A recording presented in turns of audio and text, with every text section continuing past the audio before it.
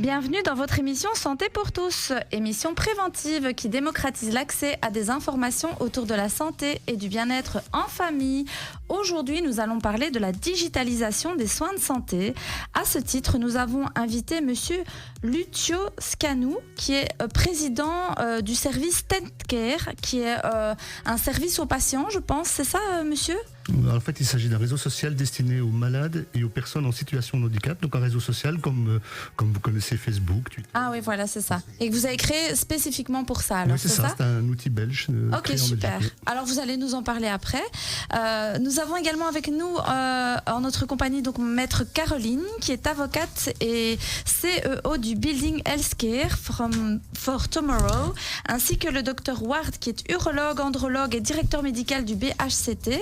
Donc c'est une organisation à but non lucratif qui a vu le jour en 2017 et qui offre une collaboration entre les différents acteurs de santé et experts économiques. Donc merci d'être avec nous.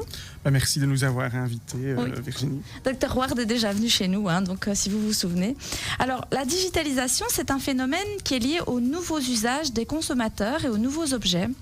Elle se caractérise notamment par une croissance de la masse des données numériques disponibles, donc big data, et de ses utilisations potentielles, notamment en matière de diagnostic, donc de recherche, de prévention, on utilise ça aussi. Beaucoup se demandent si ce type de pratique respecte l'éthique et le secret professionnel, ou encore si l'on pourra conserver une médecine centrée sur le patient. Et donc c'est ça qu'on va un petit peu voir avec nos invités aujourd'hui. Donc je vais commencer avec Dr Ward. Quand nous parlons de digitalisation de soins de santé, de quoi parlons-nous au juste? C'est une question intéressante parce que la digitalisation en soins de santé, c'est pas quelque chose de nouveau. Il y a ce qu'on peut appeler plusieurs vagues de digitalisation et je sais que Caroline, elle va encore l'aborder au cours de notre discussion aujourd'hui. Mais si nous les soignants, on parle aujourd'hui de digitalisation en soins de santé, on pense à la santé connectée, on pense aux futurs outils d'aide au diagnostic et au traitement. Donc dans l'ensemble, pour nous aujourd'hui, la digitalisation des soins de santé, c'est une possibilité infinie d'aide aux patients. Les différentes applications et systèmes devraient apporter des avantages tels que l'autonomie des patients, une meilleure gestion du parcours du patient tout au long de ses soins et surtout l'amélioration du bien-être de ces patients. Et non plus pas oublier un point essentiel, c'est la communication entre professionnels de soins de santé, mais également professionnels et patients. Oui, on verra que c'est vrai que l'idée c'est de faciliter un petit peu. Tout à fait. Mais on verra que certaines personnes ont encore peur d'utiliser ce type d'outils. Justement, Maître Caroline, pouvez-vous nous expliquer le but de votre organisation Building Healthcare for Tomorrow ? Oui, volontiers. Alors, Building Healthcare for Tomorrow, construire les soins de santé de demain, est né de la convergence de volonté justement de soignants, de patients et d'acteurs du monde économique, en ce compris justement les entreprises du digital, en se disant que manifestement la communication autour de la digitalisation des soins de santé se passait mal. On a tous une vision très différente de ce que peut être l'outil digital demain dans les soins de santé, avec les peurs, avec les opportunités. Certains y voient un Eldorado, d'autres y voient le début, je dirais, d'une fin de nos libertés individuelles et d'un contrôle sanitaire et comportemental avec des sanctions. Et donc, quand on se retrouve avec autant d'acteurs autour de la table et que chacun parle sa propre langue sans essayer de comprendre l'autre, ça ne peut pas fonctionner. Et tôt ou tard, on aura peut-être encore des problèmes. Donc l'organisation en soi, on s'est dit, on va rassembler ces acteurs, on va même fonder l'association avec ces différents acteurs. Et l'objectif, c'est vraiment de créer, de susciter le débat, de créer aussi, de former chaque acteur à la langue de l'autre. C'est très important. Et d'insister, je dirais, pour que la formation à l'outil digital se retrouve partout, à l'école, chez le citoyen, pour bien démystifier ce qu'est finalement la digitalisation. C'est pas du tout nouveau. Démystifier le langage économique chez les soignants en disant que le monde de l'entreprise n'est pas le méchant prédateur qui va tout privatiser et qui va empêcher l'accès aux soins. Et démystifier auprès des économistes et des patients un langage médical qui reste parfois très compliqué à comprendre et qui rend les soins de santé inaccessibles. Donc on a vraiment envie de créer ce dialogue, un peu comme on fait aujourd'hui autour de votre radio et autour de la table. Donc c'est faciliter l'accès aux soins et l'accès aux informations quelque part aussi via cette plateforme-là. Tout à fait, dans une langue commune et accessible à tous. Ok, super. Monsieur Scanu, et concernant donc l'espace numérique Stent, StentCar, donc c'est stent.car, quel est le principe? Comme ça, nos auditeurs peuvent comprendre. Le principe de base, c'est l'aide par les pairs. Et donc, dans le pays, il y a à peu près 29,5% de la population qui souffre d'une maladie chronique, au moins une, ou d'un handicap, et parfois les deux. Et nous avons tous des parcours individuels et spécifiques qui font que lorsqu'on a quelques années d'expérience dans son parcours, on est à même d'aller tendre le bras et tendre la main à celui qui découvre la pathologie, celui qui va découvrir les traitements, qui va s'isoler du monde parce que certains traitements sont difficiles, certaines annonces sont particulièrement compliquées à digérer, si tant est qu'on puisse le faire. Et donc, ce sont des patients qui se réunissent sous le couvert de l'anonymat, dans un espace numérique qui est un réseau social, comment dirais-je, instantané, tel que vous connaissez les autres réseaux sociaux. Notre spécificité, c'est qu'effectivement, nous sommes des patients, mais chez nous, pas de tracking, il n'y a pas de tracking, il n'y a pas de, on ne travaille pas de cette façon-là, le système est extrêmement sécurisé. L'idée, c'est de venir dans une bulle fermée au monde, où on peut parler, on peut déposer ses valises, sans tenir compte des dangers qu'il pourrait y avoir à parler de ce qu'on vit. Oui. Et donc, d'être compris du coup dans ce qu'on vit, puisque les personnes qui font partie de ce réseau sont aussi des personnes avec des maladies chroniques, etc. C'est ça? Alors d'abord être entendu avant d'être compris, parce que c'est un exercice qui n'est pas facile. C'est un endroit où on peut soulever des questions que l'on va avoir vraiment de grosses difficultés à poser à l'extérieur, parce qu'il y a tout le poids du monde social, il y a le poids de la communauté dans laquelle on vit aussi. Je profite d'être chez vous pour donner un exemple de patients d'origine arabo-musulmane qui, une fois, par exemple, qu'ils sont stomisés, donc ils ont une poche abdominale par laquelle ou ils urinent ou ils vont à selle. Un thème qui revient fréquemment, c'est voilà, j'ai été opéré, je sors de l'hôpital, est-ce que je peux continuer à prier? Je me sens sale.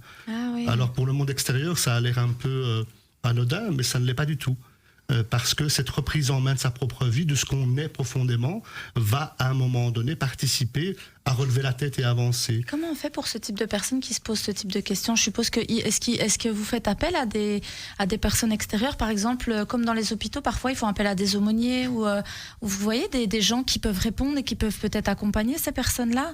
Alors nous on a un avantage, c'est que donc moi j'ai fait des séances religieuses. C'est multiculturel, enfin c'est multiculturel chez vous. C'est clair. Et donc par exemple sur la question de la stomie pour la communauté arabo-musulmane, on se réfère au fatwa des oulémas d'Arabie Saoudite qui ont écrit des textes sur le sujet, autorisant effectivement à continuer à faire la prière. Bien sûr. Sauf que le grand public qui à la fois ne le sait pas forcément, et donc nous on est des facilitateurs de communication. D'ailleurs, stent.care, le stent c'est un petit tube qu'on met dans le corps pour faire circuler un fluide.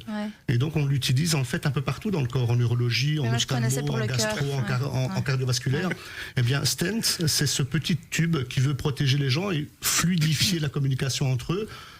Point care, to care, pour prendre soin les uns des autres. Voilà ce qu'on fait.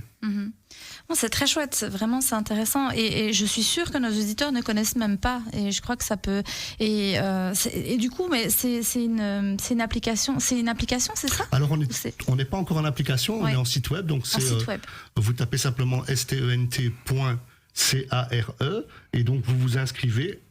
Évidemment, pour des raisons légales, on vous demande votre nom et votre prénom parce que on doit veiller à ce que tout le monde se respecte les uns les autres au sein du réseau. Mais vous circulez dans le réseau avec un pseudonyme. Et il faut être forcément porteur d'une maladie ou pas forcément? Alors pas forcément, parce que dans le monde de la pathologie, de la maladie ou du handicap, il y a les aidants, il y a les familles, il y a aussi les professionnels qui viennent chercher des infos, des infirmières. On discute aussi avec des médecins dans ce type d'outils. L'idée, c'est d'améliorer la qualité de la prise en charge, la réflexion et l'accompagnement des gens qui, hélas, souvent, vivent leur situation isolée. Oui, souvent, ils pensent souvent qu'ils sont seuls ou que personne ne souffre de la même maladie qu'eux ou que personne ne peut les comprendre. En tout cas, moi je suis psychologue, donc moi je reçois des personnes en consultation. Du coup, eux, ils me disent souvent, j'ai l'impression qu'il n'y a personne qui souffre de la même maladie. Enfin, j'ai parfois des mamans qui me disent, voilà, mon enfant a une maladie très rare et il n'y a personne qui a ce type de maladie, et pour des raisons de secret professionnel, les médecins ne peuvent pas forcément mettre en contact avec un autre patient qui a peut-être le même type de pathologie. Est-ce que le patient voudra bien? Ça ne se fait pas. Donc, c'est toujours très délicat. Mais c'est vrai que du coup, ce type de site, ça pourrait permettre aux personnes d'entrer en contact et de se dire, moi aussi je souffre, ou en tout cas j'ai aussi une maladie chronique, quoi. Entre autres, ce que vous venez d'expliquer, c'est l'une des justifications de notre création. Ouais. Parce qu'en fait, nous sommes des malades, nous avons connu l'isolement, parfois l'exclusion sociale, parce que c'est aussi une réalité objective. Ouais. Et donc on prend, si je puis m'exprimer ainsi, le taureau par les cornes, on développe des outils avec des professionnels, en collaboration avec des professionnels, sécurisés, pour nous permettre à un moment donné de venir chercher de l'oxygène sans risque. Oui, c'est ça. Et c'est plus facile, vous pensez, de le faire derrière un écran? Parce que c'est vrai que c'est pas toujours facile, le regard de l'autre, ou peut-être la peur du jugement. Enfin, pourquoi avoir fait le choix de le faire via les réseaux et pas via des groupes de parole comme on peut voir dans les hôpitaux? J'ai créé des groupes de parole, beaucoup de groupes de parole dans certaines pathologies, des groupes de parole destinés à la communauté hétérosexuelle, à la communauté homosexuelle, parce que dans le cadre de la gestion de l'image corporelle, il y a des réalités qui ne sont pas les mêmes. Et pourtant, le seul point commun qui réunit les gens dans un même espace lorsqu'on parle d'une maladie, c'est la maladie. Ah oui. Au-delà de ça, on a des difficultés à les rapprocher. Alors, grâce à l'intelligence artificielle et le matching, on permet à des gens de se rapprocher les uns des autres sur base de critères communs. Parce que bien sûr, il y a la pathologie, mais il y a aussi la région du monde, la région du pays. Ouais, du coup, tout ça se voit pas, entre guillemets, sur ces réseaux-là, quoi. C'est ça. Donc, c'est un réseau social où on demande à nos utilisateurs de ne pas amener leurs copains d'école, leur famille. Ça n'a aucun intérêt. Ils viennent seuls et le système les renvoie vers des gens qui vivent les mêmes choses qu'eux. Ah oui. Oui. Ah, donc en plus, il y a un truc qui sélectionne ou qui... Oui, c'est ça, il y a un matching.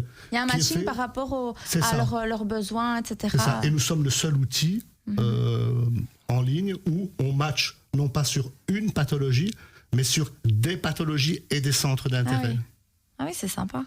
Oui. Ça facilite vraiment plus l'échange, quoi. Oui. C'est original et en même temps, c'est astucieux, je trouve.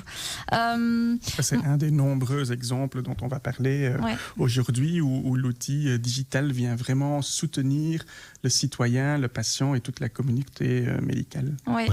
C'est vrai qu'il y en a beaucoup qui ont quand même peur, mais bon, on en reparlera après. Maître Caroline, je reviens vers vous. Quand la digitalisation des soins de santé a-t-elle vu le jour finalement? Parce que est-ce que c'est récent ou est-ce que c'est plus ancien? Oh non, c'est beaucoup plus ancien que la plupart des gens ne le pensent. Ça a commencé dans les années 70 avec l'arrivée des premiers ordinateurs.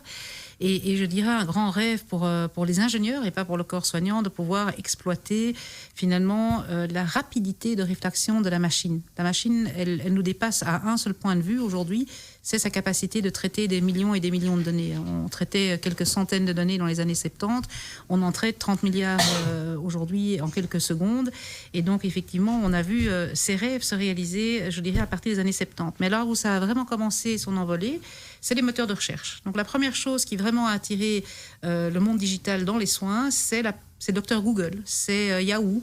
Ce sont effectivement des moteurs de recherche dans lesquels les gens pouvaient anonymement rentrer, pensait-il en tout cas anonymement, rentrer un certain nombre de mots clés qui renvoyaient à une réponse, pas toujours médicalement ou scientifiquement prouvée, mais qui avait cet avantage de donner un répondant. Parce que quand on a un problème de santé, on cherche une réponse et le médecin n'est pas toujours disponible, on ne sait pas si on doit y aller. Et donc cette première interaction avec l'ordinateur, en santé, c'était le moteur de recherche.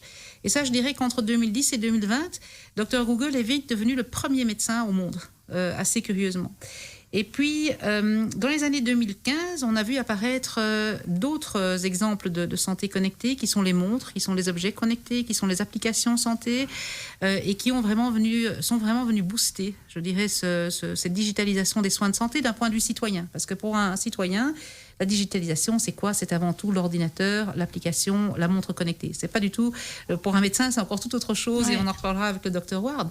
Et donc, entre 2015 et 2020, on a vu s'ajouter il y a aujourd'hui, c'est pas compliqué, rien que l'année dernière, il y a eu 42 000 applications de soins de santé dans le monde qui sont sorties entre les différentes plateformes Google, etc. Et donc voilà, après ça, est arrivée évidemment la question de la protection des données et de la sécurisation. On va en reparler juste après la pause. On va s'arrêter quelques instants, chers auditeurs. Vous avez vu, on a mis un petit peu le cadre. On a plein de chouettes sujets à discuter aujourd'hui avec nos invités. Donc restez à l'écoute au 106.8. À tout de suite. Voilà. On est de retour dans votre émission Santé pour tous. On parle de la digitalisation des soins de santé avec nos invités.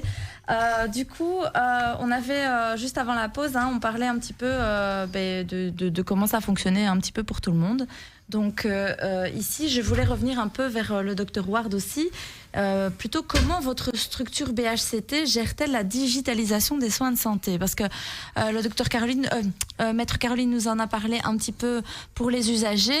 Vous disiez finalement que il y a plein d'applications, il y a plein de trucs qui... Maintenant, moi, quand je vais au Parc du Cinquantenaire, je vois que les gens courent, ils ont une montre qui est connectée à leur cœur, à leur battement de cœur, à leur nombre de tours qu'ils font, les calories qu'ils dépensent, etc. C'est assez impressionnant. Mais du coup, du point de vue du médecin, en quoi ça consiste, quoi, finalement?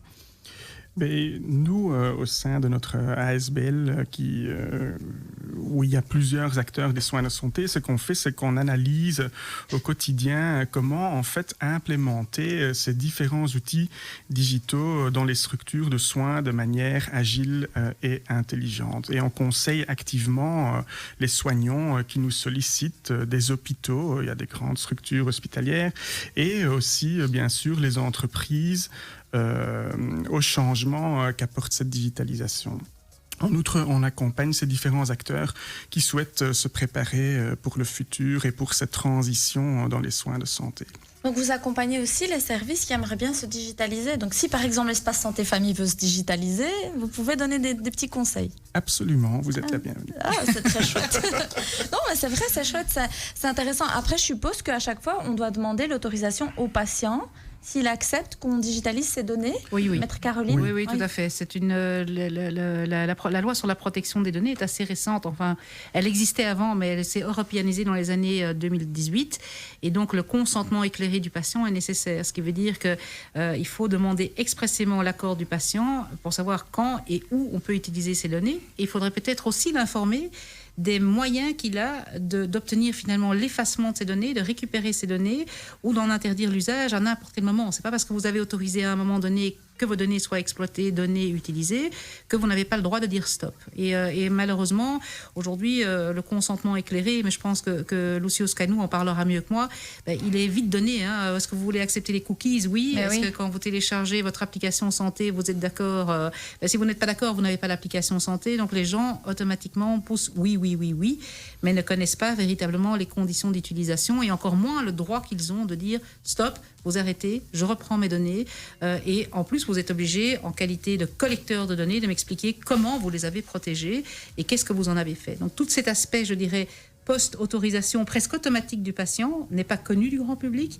Et l'autorisation automatique qu'on a de dire on veut, donc on accepte les cookies sans moins les lire, c'est presque un martelage marketing. Donc, quand je dirais apprendre aux gens à bien utiliser un outil digital, ça doit faire partie, je dirais, de l'éducation dès la scolarité, ou alors ça doit faire partie effectivement de l'éducation à travers les associations patients, à travers les institutions de soins, pour bien leur expliquer quelle est la conséquence de dire j'autorise à ce que vous utilisiez mes données médicales. Et on a le droit de dire non.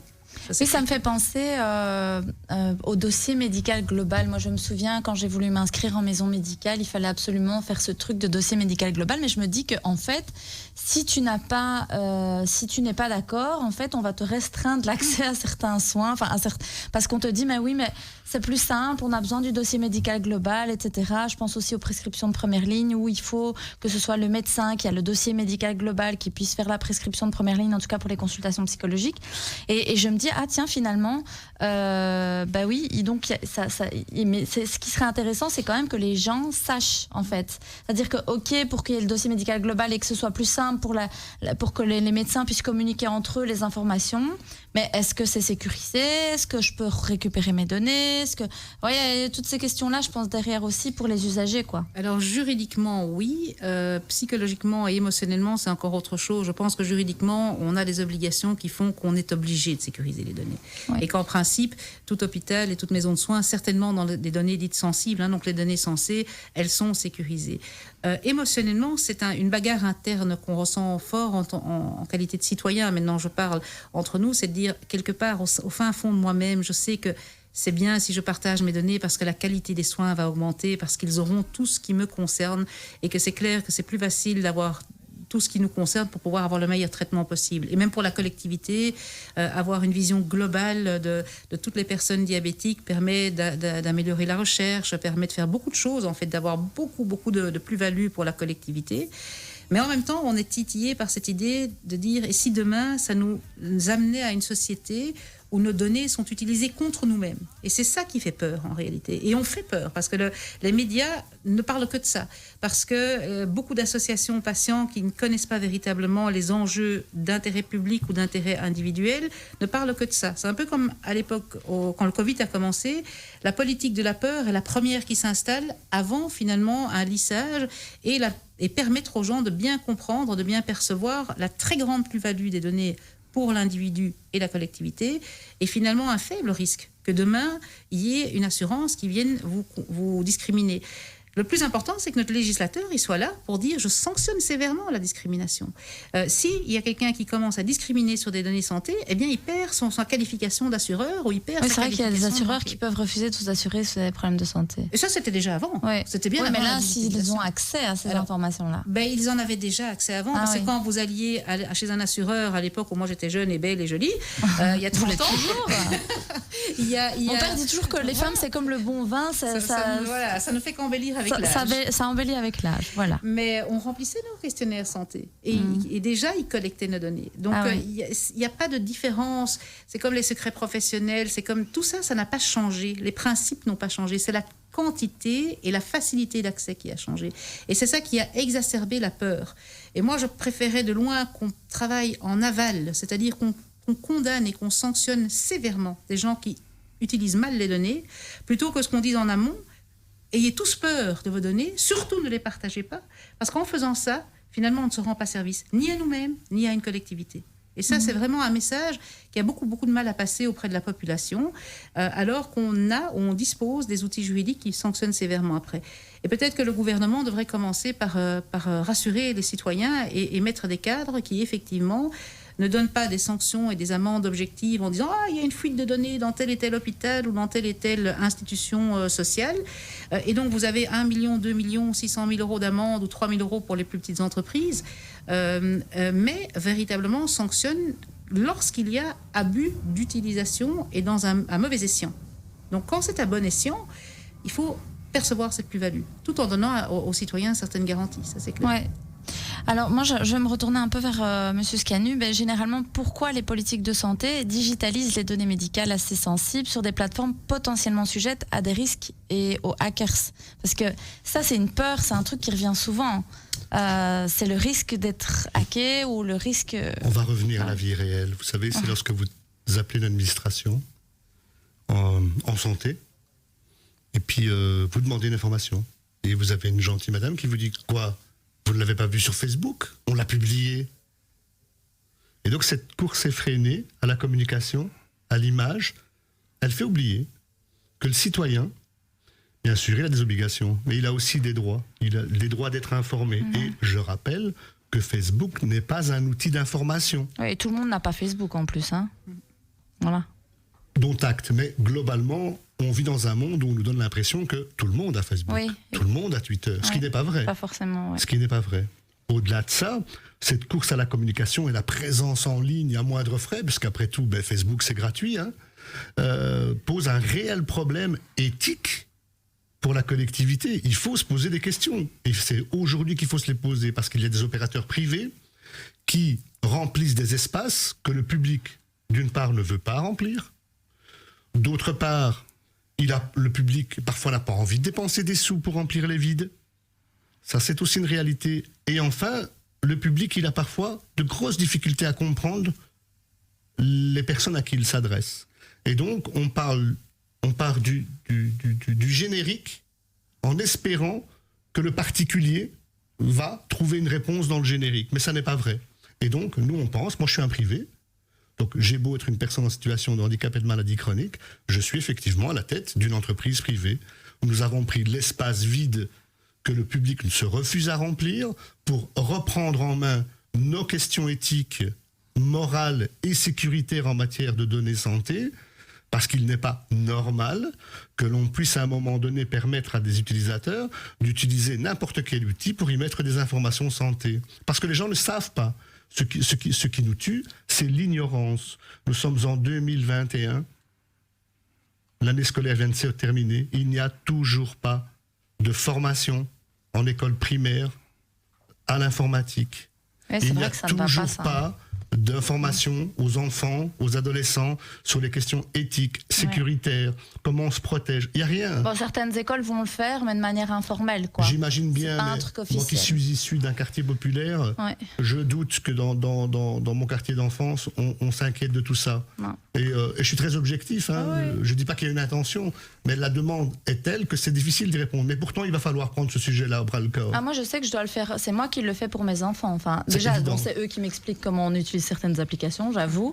Mais je veux dire, en même temps, moi, je leur parle des dangers d'Internet, de la manière dont ça doit être utilisé, etc. Mais chaque parent doit prendre sa responsabilité et chaque parent ne sait pas forcément comment utiliser. Moi-même, je veux dire, je les utilise, les réseaux, mais je ne sais pas forcément comment bien les utiliser.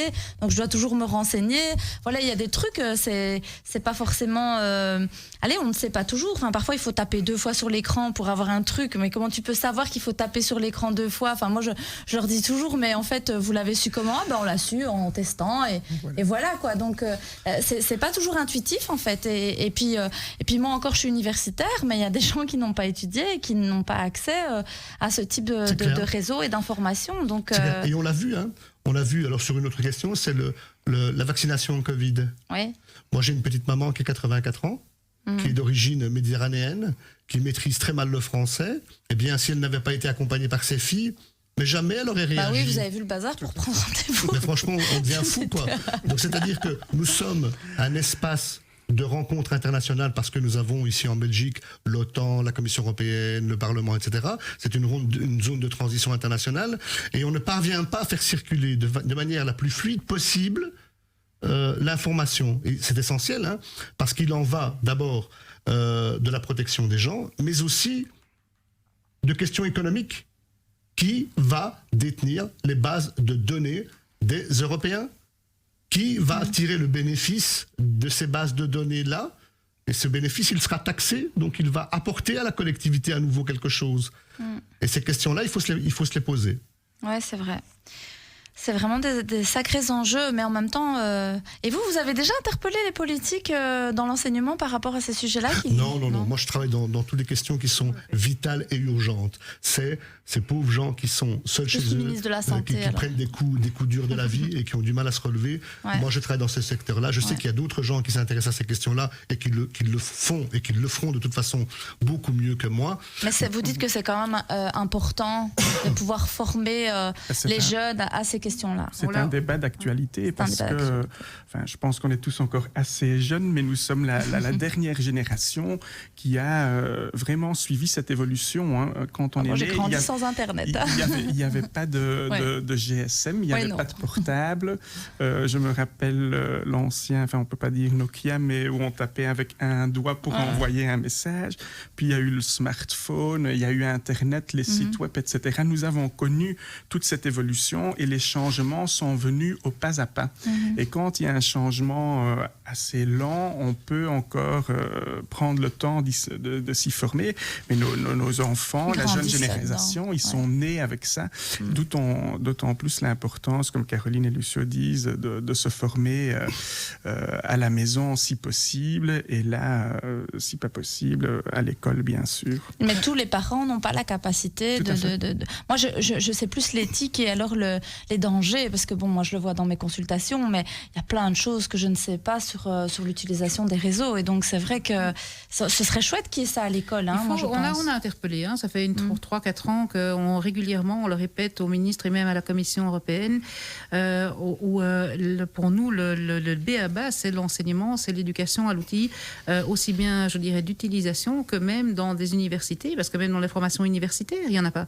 On parle tous de medtech, de legal tech, de toutes les techs possibles et imaginables. Et puis quand on regarde les formations universitaires, on se rend compte qu'on devient juriste sans avoir une formation sur l'utilisation digitale. On devient un médecin et on pratique de la médecine augmentée, mais on ne sait même pas comment fonctionne un algorithme. Et pire encore que ça, on fait une formation en sciences sociales, en sciences des collectivités, en santé publique, et on n'utilise pas, on n'apprend pas comment statistiquement travaillent ces algorithmes, comment sont traitées les données, comment la machine peut elle-même imposer ses règles éthiques et auto-apprendre. On en est déjà, en 20 ans de temps, à des machines auto-apprenantes qui vont prendre les données, qui vont se dire tiens, c'est quand même bizarre, on a chaque fois du bleu là-dedans, donc quand un humain vient me dire que c'est du rouge, il sait sans doute se tromper, donc je vais adapter moi-même mon algorithme en qualité de machine, et alors on se retrouve face à un écran qui va vous donner une solution qui n'est pas celle que vous attendiez, parce qu'il y a eu une autocorrection à l'intérieur. Et donc ça va très très vite, et malgré tout on ne forme personne. Et donc ça, en matière de santé publique, et d'une manière beaucoup plus générale, mais les données santé sont par définition extrêmement sensibles, ce n'est pas normal qu'on en soit encore à des formations totalement absentes. Ouais, vous pensez que du coup, au niveau de tout ce qui est informatique, il y a un manque, que ce soit, en tout cas dans tout le parcours scolaire, quoi. Oui, on doit adapter aussi la formation enseignante à la réalité sociétale, quoi. Et vous voyez en Asie, vous voyez les petits Chinois ou les petits Japonais, ils ont des petits jeux. Non, mais alors assez curieusement, ils sont pas derrière les écrans.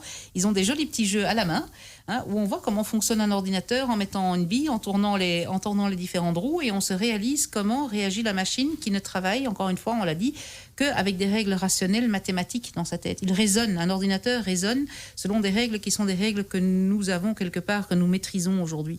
Et c'est quelque part ça, c'est un exemple qu'on doit faire. On doit mettre, les jeunes s'amusent avec ces roues, comprennent le système, savent aussi où la machine dit stop, ou là où la machine peut s'emballer, et effectivement traiter vos données à l'insu de votre plein gré, les structurer, plus ou moins anonymiser, et éventuellement en faire des bases de données commercialisables. Et alors se pose la question économique de qui a le droit aux bénéfices. Le propriétaire, c'est bien le patient, et c'est important parce que c'est une question qui revient souvent, mais le bénéficiaire final devrait aussi être le système, et pas nécessairement, je ne sais pas moi, des grandes entreprises vis-à-vis d'actionnaires privés. Mais il y a quand même un gros changement dans le monde de l'entreprise aussi, hein. On voit les entrepreneurs sont prêts à dire, ok, vous nous donnez vos données, mais on vous rend l'appareil en, par exemple, finançant des infrastructures hospitalières, et donc c'est un nouveau contrat, un nouveau deal, mais voilà, qui manque un peu. Oui, parce qu'il faut sortir du fantasme que d'un côté, il y aurait les gens bien et de l'autre côté, qui sont le service public, et les gens pas bien qui seraient le service privé. Ouais. Je veux dire, on ne naît pas codé pour être dans le service public ou privé. Exactement. Les parcours de vie font que vous allez dans un sens ou dans un autre, et moi qui suis vraiment, je travaille avec les deux acteurs énormément. Je trouve dans le secteur public des gens, parfois, qui sont extrêmement compétents, et des gens qui ne le sont pas du tout. Oui, tout à fait. Et dans le secteur privé, pareil. Après, le secteur privé vient aussi pallier parfois ce que le secteur public ne donne pas. Oui, il y a de ça. S'il n'y avait pas les deux... Il y a de ça, mais le monde économique avance de toute façon toujours plus vite que le reste. C'est une vérité. Mais il va falloir faire avec, et il va falloir s'apprivoiser les uns les autres, parce qu'il est logique qu'une entreprise qui développe des choses, qui investit de l'argent, de la matière grise, qu'elle retire quelque chose de ça. Oui, c'est comme ça. Et donc il faut trouver un terrain d'entente commun qui va faire que demain, on va vivre dans un monde un peu plus équilibré que celui qui existe aujourd'hui, quoi. Ok, super. Alors, c'est très intéressant tout ça. Donc, on va partir vers la pause encore une fois. Mais on revient tout de suite, ne vous inquiétez pas. Restez avec nous, on parle de la digitalisation des soins de santé avec nos experts. À tout de suite.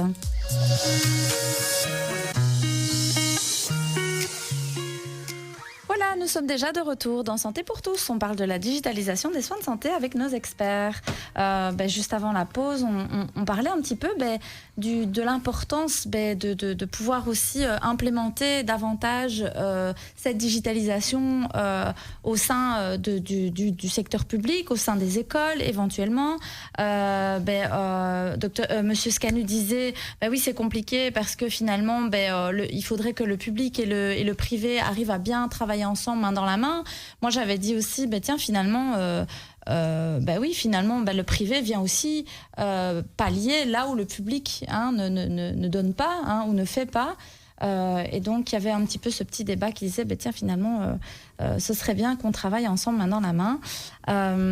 Et donc, moi, j'avais quand même envie de revenir vers le Dr Ward, puisque vous travaillez dans le milieu hospitalier. Comment se passe la gestion du digital au sein des structures hospitalières et quelle est sa place dans vos prestations de soins ?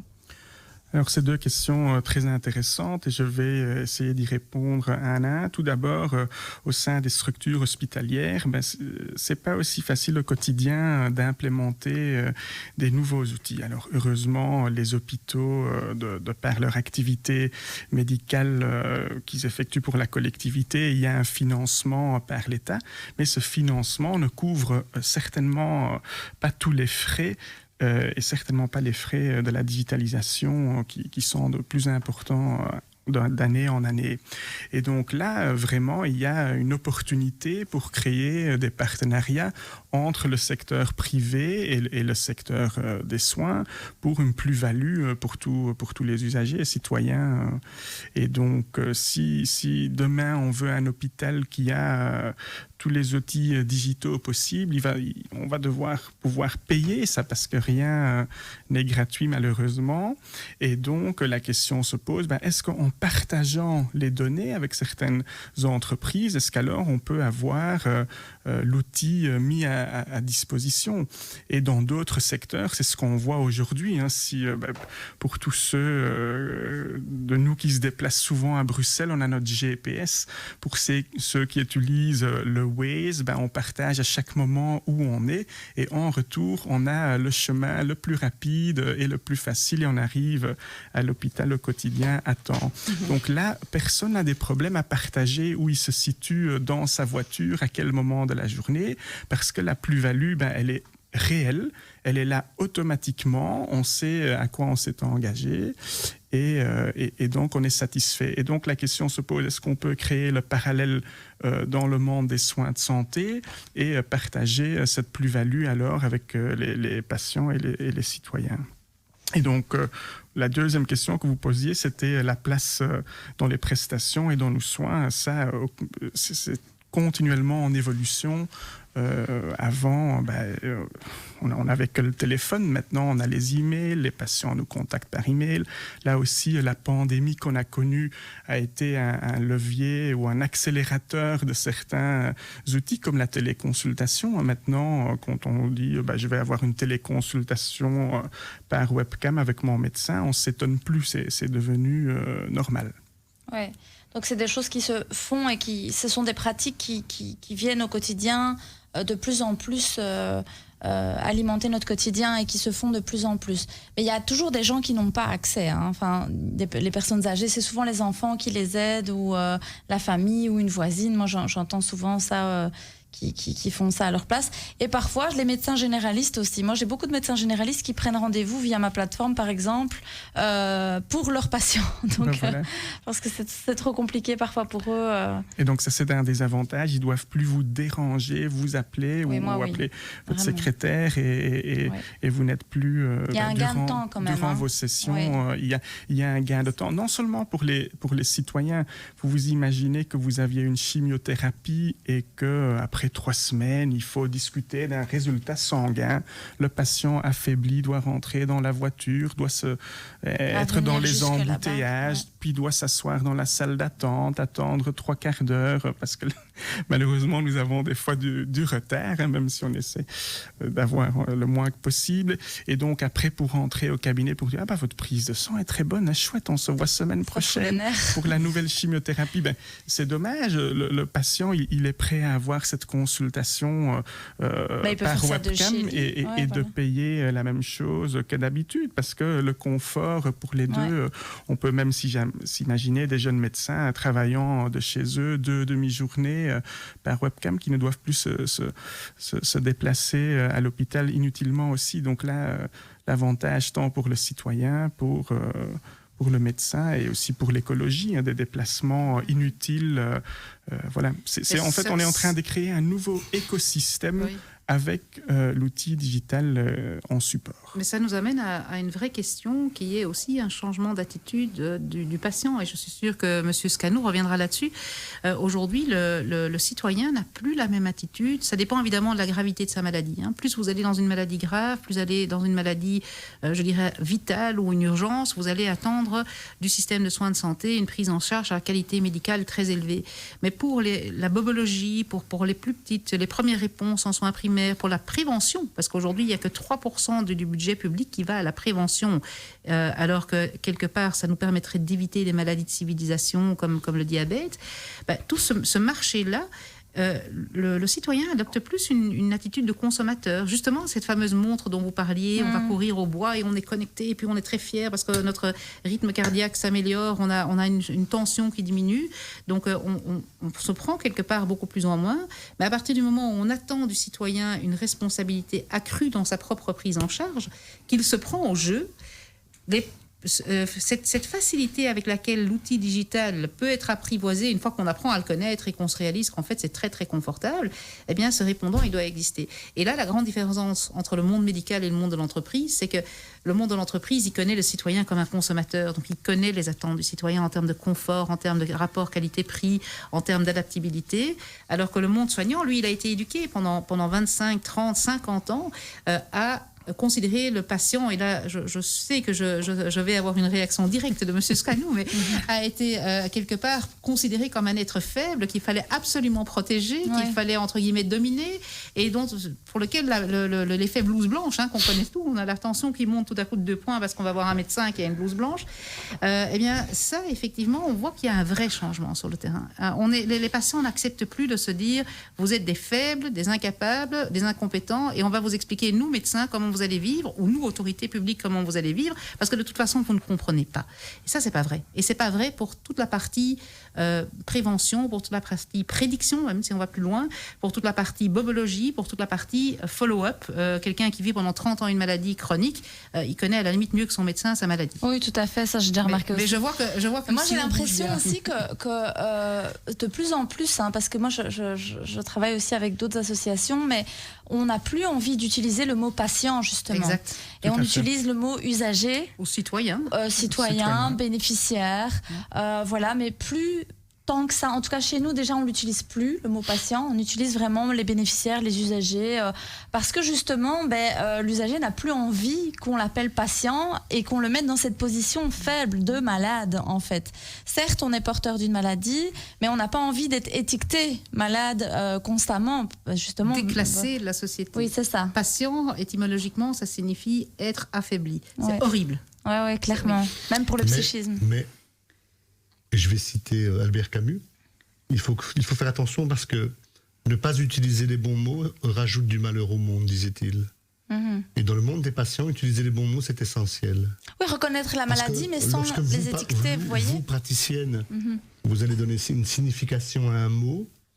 Demain, peut-être que le législateur, le ministère, il va attraper votre mot et il va vouloir lui donner un autre sens. Et donc nous, les patients, moi je fais partie de ceux-là, on est très à cheval sur la justesse des mots. Même si, comme le disait Caroline, moi je suis un multi-opéré, donc moi j'ai plus de 40 interventions derrière moi. Quand je vais à l'hôpital, eh bien, je dois me décerveler. Je suis obligé de m'ôter le cerveau et le déposer à la porte, parce que la seconde où je rentre à l'hôpital, le monde qui m'entoure considère que je n'ai pas la compétence nécessaire pour saisir ce qui va m'être dit. Alors bien sûr, avec l'âge, on gagne de la maîtrise, de l'assurance et on peut dire les choses différemment, mais globalement, les patients ont des difficultés à expliquer les choses. Au-delà de ça, et je reprends à nouveau aussi le discours de Sam Ward, qui est urologue, tenons compte aussi que les consultations, elles sont de plus en plus courtes. Oui, ça c'est vrai aussi. Et moi, comment je fais pour raconter à mon chirurgien ce que moi je vis à la maison? Parce qu'après tout, je vis 99,9% de mon temps à l'extérieur de l'hôpital. Alors oui, je vais à l'hôpital. Je vais pour des contrôles et je vais pour des phases aiguës, quand je vais pas bien. Et ces phases aiguës, elles ne durent jamais longtemps. Une phase aiguë, ça ne dure pas 10 ans. C'est le temps d'être pris en charge, le temps d'être, de faire diminuer la douleur, et puis on reprend ses esprits, et là, on établit un plan de recherche pour savoir ce qui se passe, et un plan d'action. Mais la phase aiguë la plus difficile, elle n'est jamais très très longue. Après, c'est de l'ordre de l'accompagnement, du traitement, mais le digital, il a un rôle essentiel pour, à un moment donné, percer cette bulle de stress et d'angoisse dont les patients sont faits lorsqu'ils sont dans l'attente de quelque chose ou dans l'incompréhension de quelque chose. Moi, je suis d'une génération où j'ai connu des médecins qui me parlaient comme si, je devais avoir 14-15 ans, comme si j'avais un bac plus 25, quoi. Ce qui leur permettait de se protéger de ce qu'ils me racontaient, et ce qui me rendait impossible le fait d'aller poser des questions plus pointues. C'est vrai qu'il y a des médecins qui utilisent un vocabulaire, mais ça encore maintenant, mais moi je trouve parfois les jeunes médecins qui font ça, hein. On doit leur apprendre à vulgariser un tout petit peu, parce qu'ils sortent avec un dictionnaire dans le cerveau, là ils viennent de sortir de leurs études, ils ont plein de vocabulaire hyper compliqué. Le monde académique est ce qu'il est. Oui, non, mais c'est clair. Le monde académique est ce qu'il est, et c'est la pratique. C'est la pratique et c'est le contact avec les patients qui font de vous un médecin qui va vouloir entendre, qui va vouloir comprendre. Et là aussi, à nouveau, tous les médecins ne sont pas égaux devant les patients. Ils n'ont pas tous le même profil, les mêmes intentions. Et ça, nous aussi, les patients, on doit en tenir compte. C'est aussi une réalité. Il faut arrêter d'essayer de nous proposer un monde où tout serait parfait, où celui qui aurait un titre A, B ou C doit être le garant éthique, moral ou de je ne sais quoi du titre qu'il possède. Ça n'existe pas. Ça existe chez Mickey et Donald, mais dans la réalité du monde, ça n'est pas vrai. Ça n'existe pas.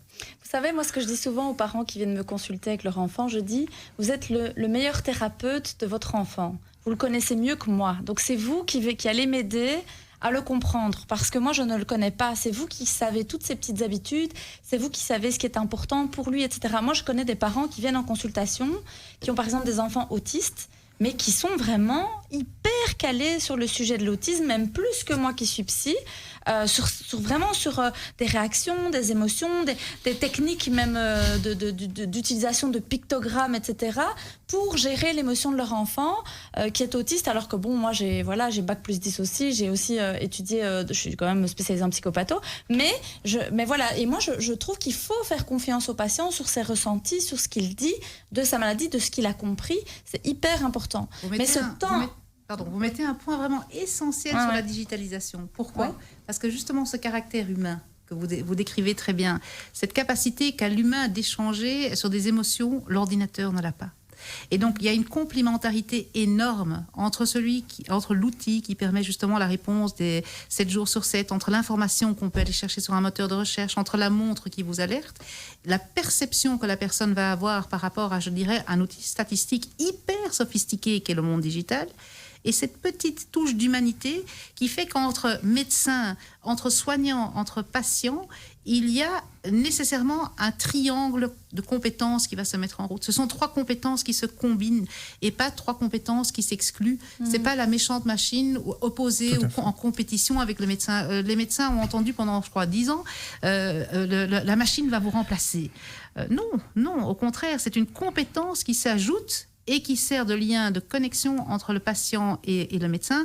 Et c'est quelque part le directeur général de Google Belgique le disait encore dans son dernier livre Homo Digitaliste. Il disait très clairement, vous avez cette machine qui rend la médecine plus humaine.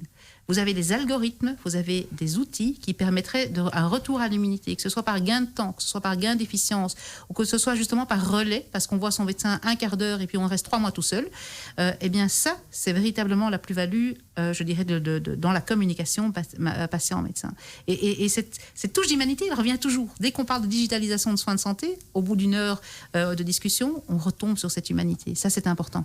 Oui, mais parfois, peut-être, les gens vont avoir peur aussi. Moi, il y a juste des choses aussi parfois qui me font peur. C'est intéressant de revenir aussi sur cette crainte de remplacement du soignant par la machine, parce que c'est ce qui a été un vrai frein au développement parce que le monde médical s'est dit attention, on vient nous prendre notre job, on va certainement pas participer au développement parce que on le rencontre encore dans les sociétés que nous accompagnons. On remarque qu'il y a des sociétés qui font pas appel à des soignants pour développer un outil ou même pas à des patients, parce que ils font pas appel aux usagers et aux utilisateurs. Et donc, voilà, nous, on essaye aussi de convaincre au quotidien nos confrères et consoeurs de participer à ce changement et devenir un acteur, d'être actif dans ce changement pour en pouvoir bénéficier. Le risque, moi, je trouve aussi, avec tout ce qui est digitalisation, c'est que moi, il y a d'une part le côté où, en effet, je trouve que le bénéficiaire, l'usager, le patient, comme vous voudrez, doit avoir son mot à dire, bien évidemment, sur ce qui lui arrive, sur sa santé, les échanges avec son médecin. Mais le risque aussi, c'est que parfois, vous avez des patients qui viennent, ils ont été voir Dr Google et ils viennent vous dire « Mais si, j'ai ça, et j'ai vu sur Google que, voilà, vous m'avez dit que j'avais eu, je sais pas moi, un cancer de la prostate ou j'en sais rien, je vais mourir dans une semaine ou j'ai 6 mois de machin, et hop, voilà. » Vous voyez le risque aussi de ça. Je propose que c'est intéressant d'en discuter après la pause. Oui, merci monsieur Dr Ward, il a bien compris le truc ici, c'est bien. Voilà, on a notre petite musique, chers auditeurs. On revient dans la deuxième partie de l'émission Santé pour tous. On parle de la digitalisation des soins de santé et juste après la pause, justement, on va débattre de ce sujet. À tout de suite. Arabelle 106.8.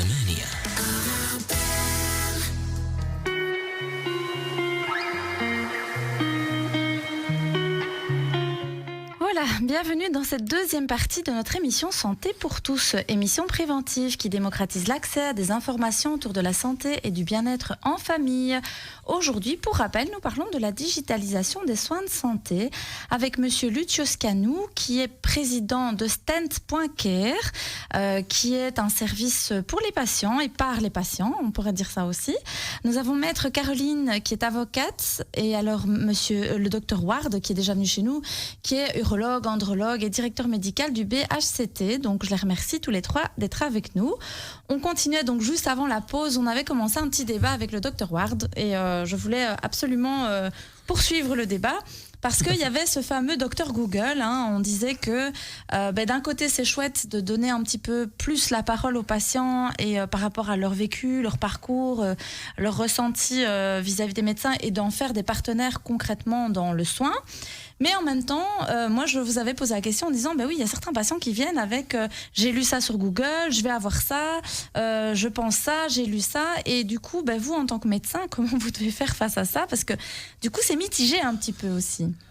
La digitalisation, en tout cas à ce niveau-là. C'est pas quelque chose de nouveau. Avant, on avait les patients qui lisaient le journal ou qui lisaient le flair, on va dire, et qui venaient avec des questions.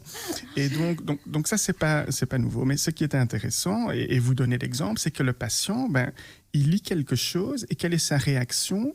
Je prends rendez-vous auprès de mon médecin et je vais aller vérifier. Et ça montre à quel point il y a encore un lien de confiance entre citoyens et médecins.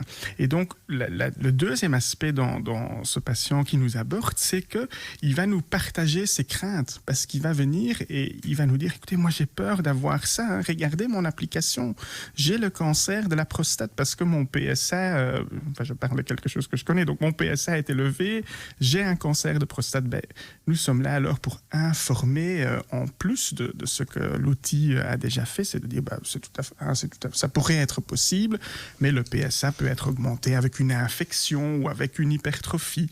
Et donc, c'est pas nécessairement mauvais ou c'est pas du tout mauvais de consulter et d'avoir des informations supplémentaires avec les outils digitaux, mais il faut pouvoir les placer dans le bon contexte.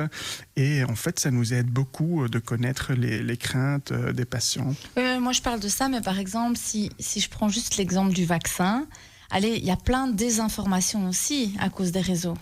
Et c'est ça le danger aussi des réseaux, c'est-à-dire que ça peut être une plus-value, c'est-à-dire pour l'accès aux soins, l'accès à l'information, mais ça peut être aussi néfaste dans le sens où il y a des gens qui vont vraiment aller voir des photos, des vidéos, des trucs qui vont être des montages, et alors les gens partent dans des délires complotistes. Tout à fait. Et ça, c'est pas que en soins de santé. Et c'est vrai qu'on a vu une augmentation énorme avec les informations concernant le Covid.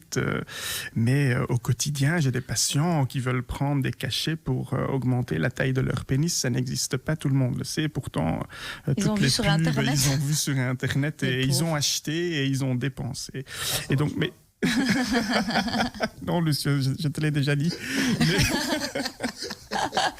Et donc, mais c'est pas que les soins, c'est pas dans le domaine des soins de santé. Hein. Donc, le partage d'informations correctes, ça c'est un vrai enjeu.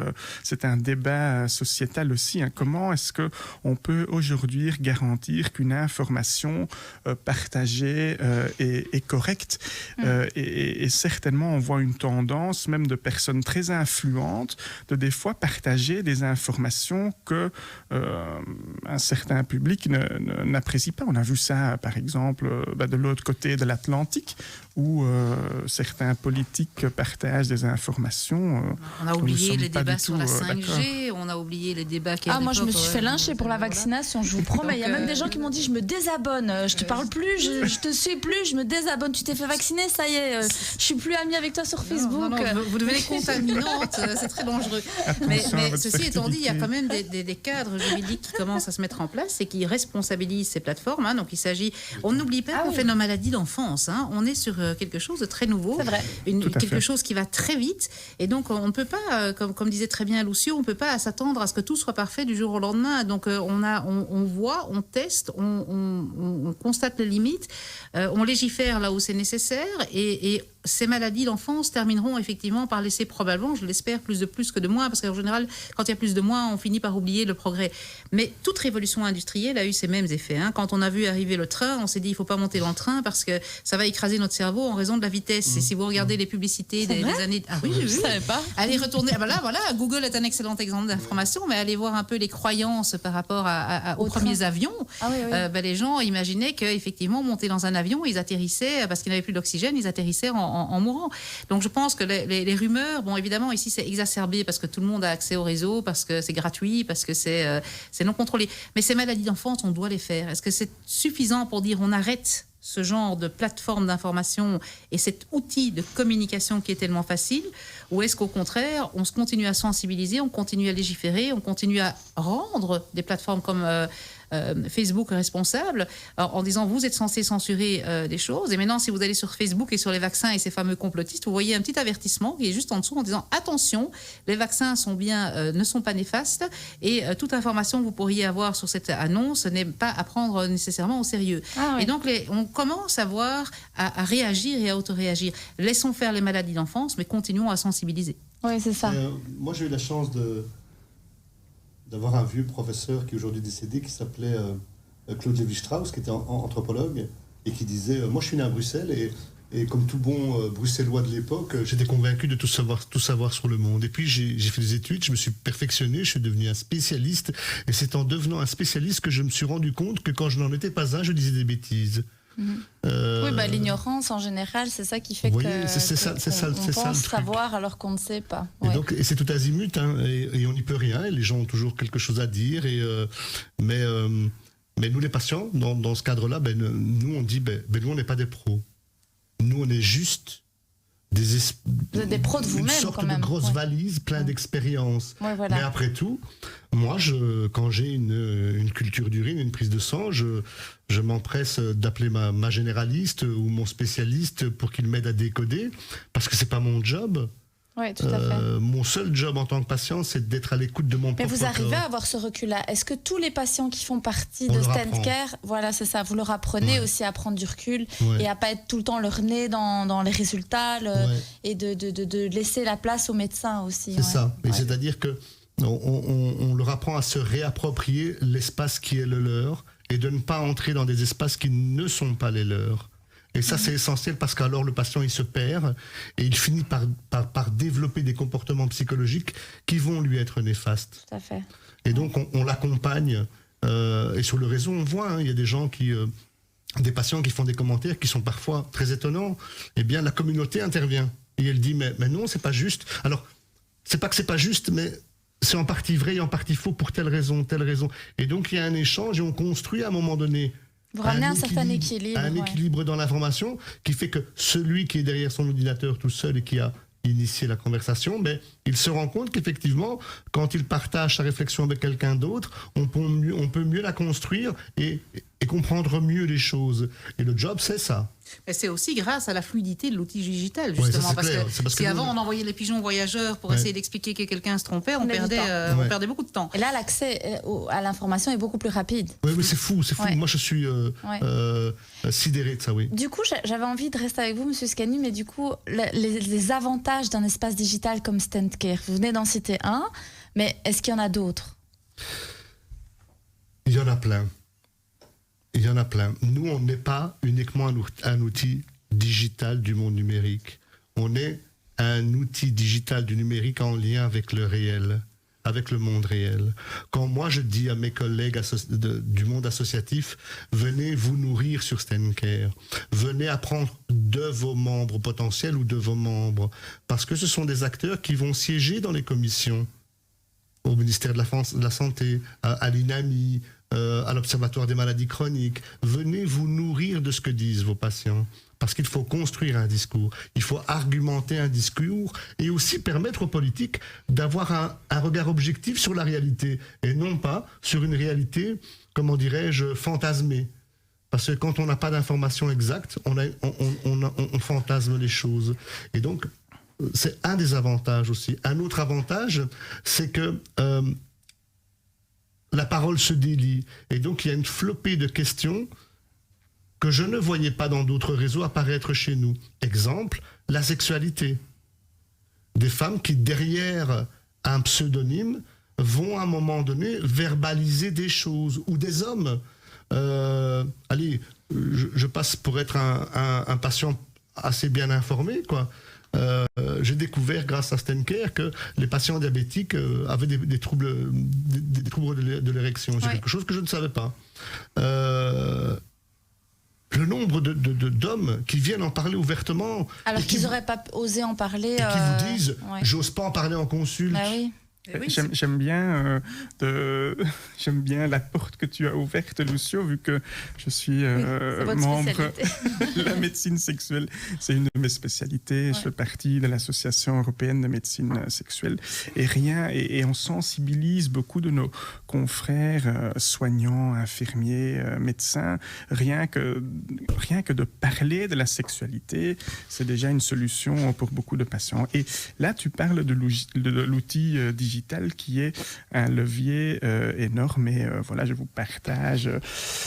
on peut partager que je travaille sur un projet de plateforme digitale pour la sexualité parce qu'on voit que là, l'écran, la possibilité de partager de manière avec un pseudonyme, c'est fantastique. Et les patients n'ont pas toujours la possibilité d'en parler avec leur médecin. Ils n'osent pas toujours. Le médecin n'a pas toujours le temps ou ne prend pas le temps. Et donc, ce serait une plateforme genre médicale ou par exemple, si j'ai des troubles médicaux au niveau de la sexualité, je pourrais, une plateforme multidisciplinaire, derrière un pseudo, pouvoir poser des questions, quoi. Tout à fait, tout à fait. Ouais. C'est l'anonymat, parce qu'on en a beaucoup. On a travaillé ensemble sur ce projet et c'est un projet qui vraiment nous a parlé parce que du côté citoyen, il y a des choses qui sont tabous et la sexualité en fait partie et pour des bonnes raisons parce que c'est quelque chose qui reste très très intime et pour les patients. Et donc à pouvoir faire, je dirais, les premiers pas vers des questions santé autour de la sexualité.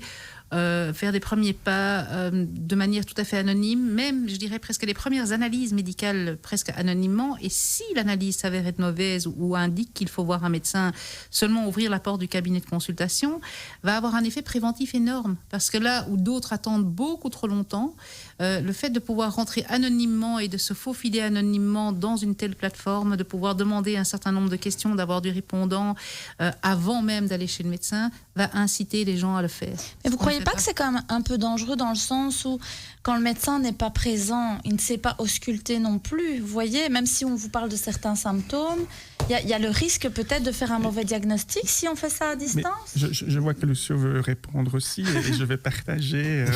Mais l'outil digital n'a jamais empêché de rencontrer le patient. Ouais. Hein?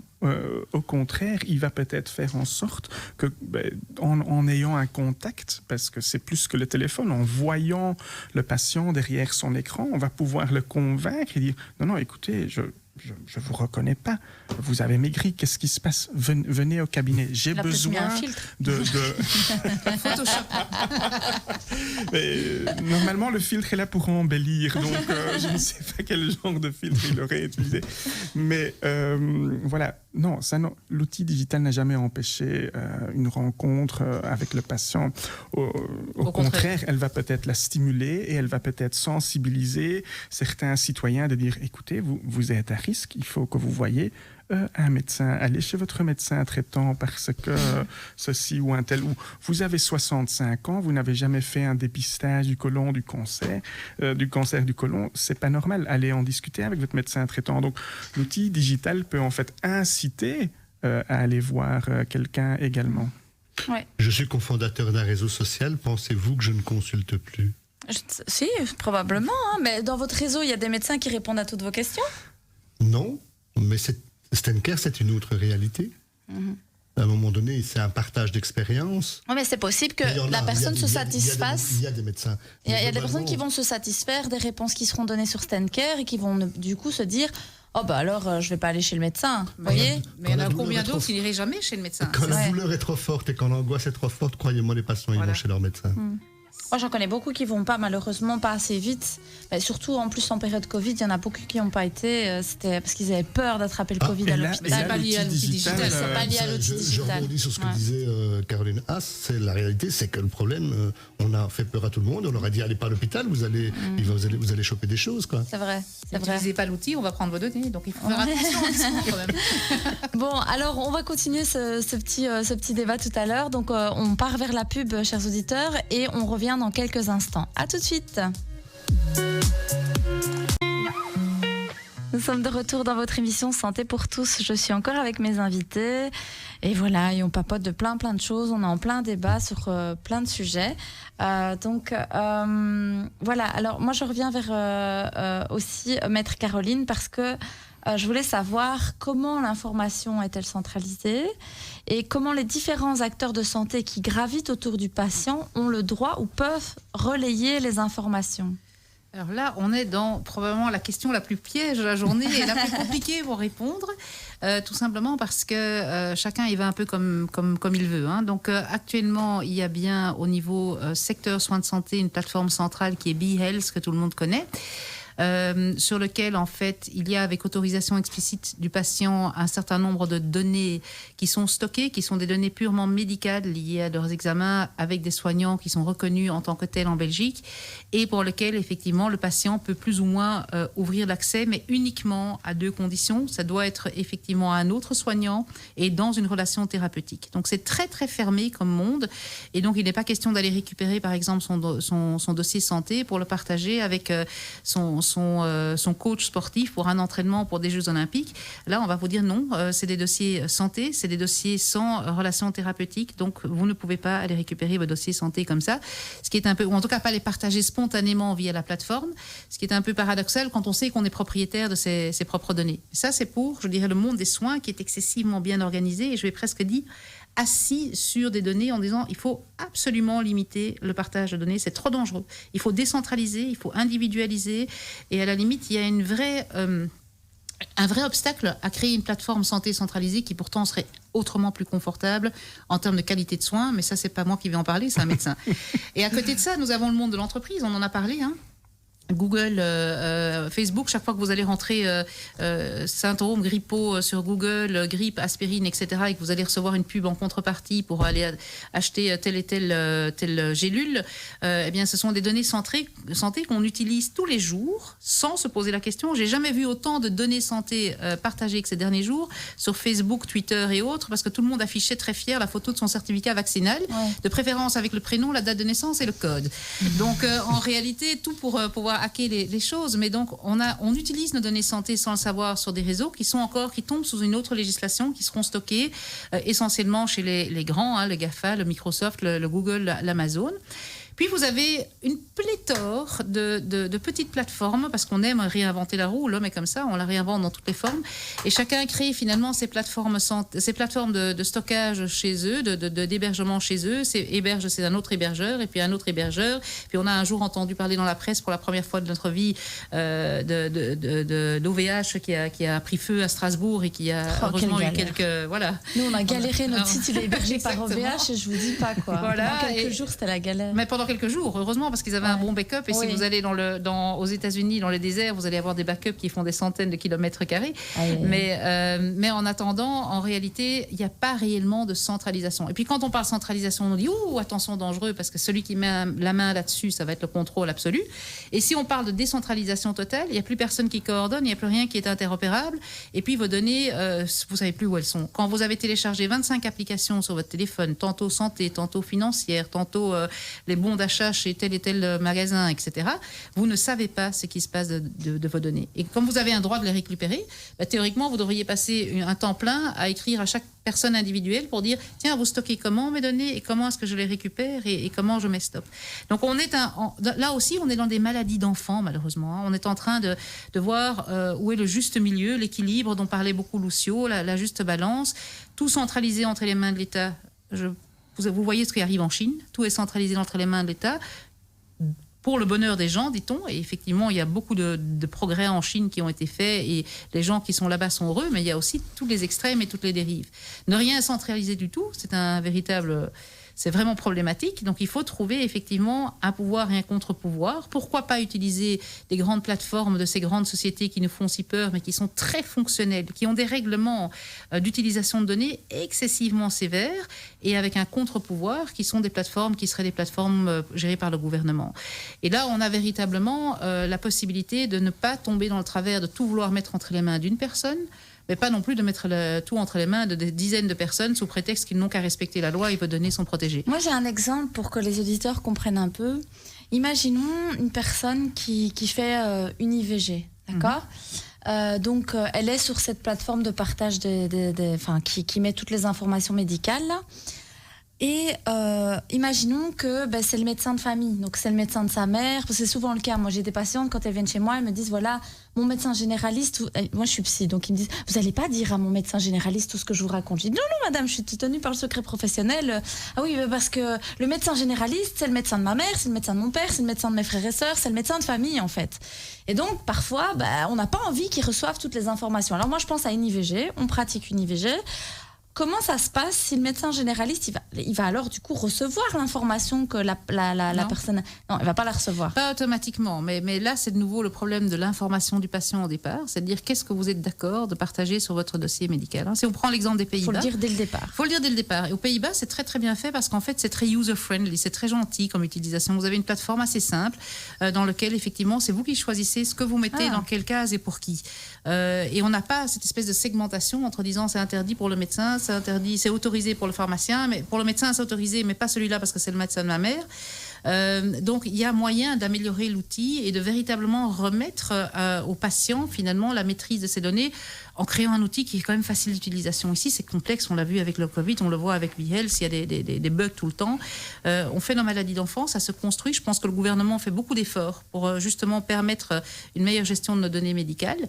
Mais bon, maintenant entre nous, si on parle de ce genre de problème-là, vous savez comme moi qu'il n'y a pas pire que les concierges humains et que malheureusement quand une information fuite, le téléphone arabe, excusez-moi l'expression, mais fait son bout de chemin et ça se sait dans le village. Ouais. Donc je pense qu'il faut être très prudent parce qu'on utilise beaucoup plus nos données qu'on ne le croit. Parce qu'on fait confiance aux médecins, on l'introduit dans le système qui effectivement les protège bien, puis on va chez le pharmacie en disant oui, j'aurais besoin de vitamines parce que vous savez j'ai tel et tel problème médicaux, où on va faire la recherche 5 fois sur Google et on laisse le... Mais vous n'avez pas vu cette histoire? Il y avait 2 youtubeuses l'année passée, je crois, qui se sont disputées.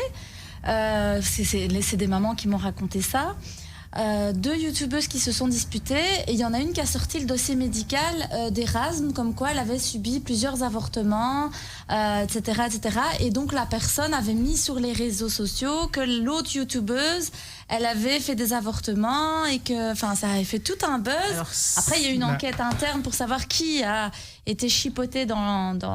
Qui a volé dans le tiroir. Ouais, voilà. Mais voilà, il y a quelqu'un qui travaillait visiblement au secrétariat médical et qui a réussi à sortir ces données-là. Enfin, je ne sais pas. Mais vous savez, moi, j'avais un ami qui travaillait à la police et qui m'expliquait que même le policier n'a pas le droit d'aller voir dans un dossier sous peine d'amende ou même de punition, enfin de sanction.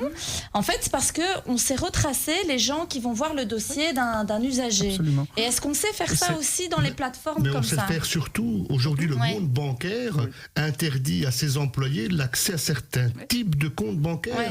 On a toujours... Enfin, ce que je trouve complètement fou, c'est que le monde extérieur a l'air de découvrir qu'on peut faire des choses et on nous renvoie la figure, à nous qui travaillons dans le numérique, des exemples, alors qu'au quotidien, tout ça est solutionné. La grande question qu'il faut se poser, c'est la volonté politique qui est derrière, de développer des fonds pour sécuriser l'ensemble des outils nécessaires à sécuriser l'information. Et ça, c'est un vrai thème dont on ne veut pas...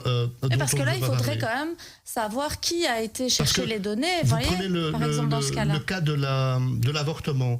Moi, j'ai participé au débat à la commission éthique de e-health. FGov, donc c'est l'outil santé, donc je représentais les patients, et j'avais posé cette question-là sur l'avortement. Que fera-t-on de l'information d'une jeune fille qui à 19 ans se fait avorter à Verviers, qui va à l'UNIF faire des études, marie quelqu'un de Tournai, s'installe à Tournai, et elle est insérée socialement, elle a un médecin généraliste qui aurait donc accès à cette information-là qu'elle n'a pas envie de lui donner. Eh bien, on a résolu ça, techniquement. On a permis à la patiente de venir décocher les gens qui ont accès. Alors, bien sûr, ce type d'outil, mais ça a un coût à développer. Il ne faut pas se mentir. Et donc, la grande question que je me pose, c'est que veut la collectivité? Est-ce qu'elle est prête aujourd'hui à accepter l'idée que pour la protéger, pour assurer son bien-être et son intégration sociale et professionnelle, accepte-t-elle qu'on développe des moyens qui vont permettre ce contrôle-là? Et même la traçabilité, c'est-à-dire que n'importe qui ne peut pas avoir accès aux données. C'est déjà le cas. Panama Papers. Les médecins, parlons quand même du dossier médical, par exemple. Oui, moi, je veux savoir. Moi, je ne suis pas censé... vous êtes, par exemple, patient de notre hôpital Virginie, mais moi, j'ai aucun lien thérapeutique avec vous.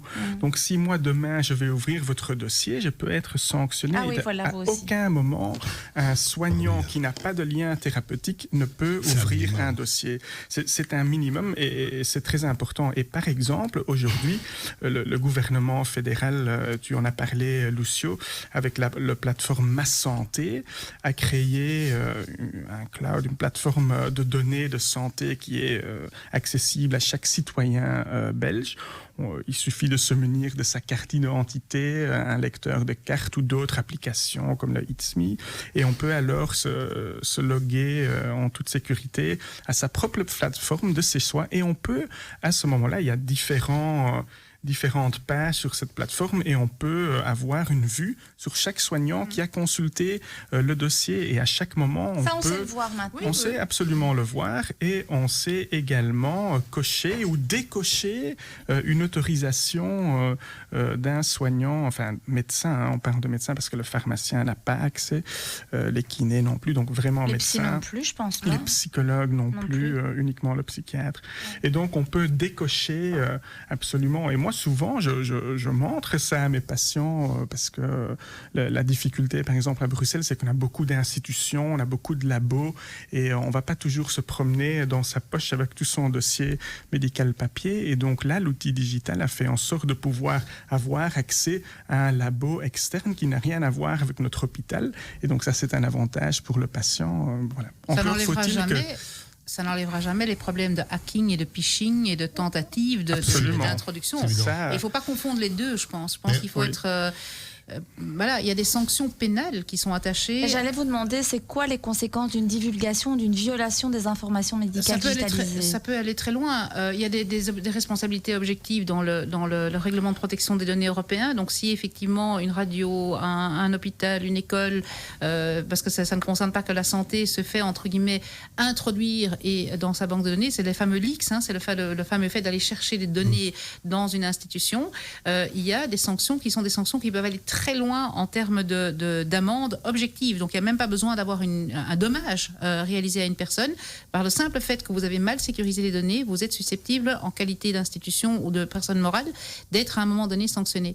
À titre individuel, et déjà avant, si quelqu'un allait voler le dossier médical dans un classeur chez un médecin ou dans un tiroir, utiliser des données à titre personnel, a fortiori pour faire du chantage, ce sont des infractions pénales, même correctionnelles, pour lesquelles, effectivement, il peut y avoir des sanctions qui vont aller jusqu'à l'emprisonnement et sur des amendes. Donc je pense que l'outil existe.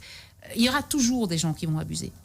Mais il est important, je pense aussi, que nous puissions à un moment donné orienter, alors on revient toujours à la même chose, et éduquer nos juges à la gravité de la situation individuelle de la personne qui se sent, entre guillemets, violée dans sa vie privée, au-delà de cette fameuse responsabilité objective.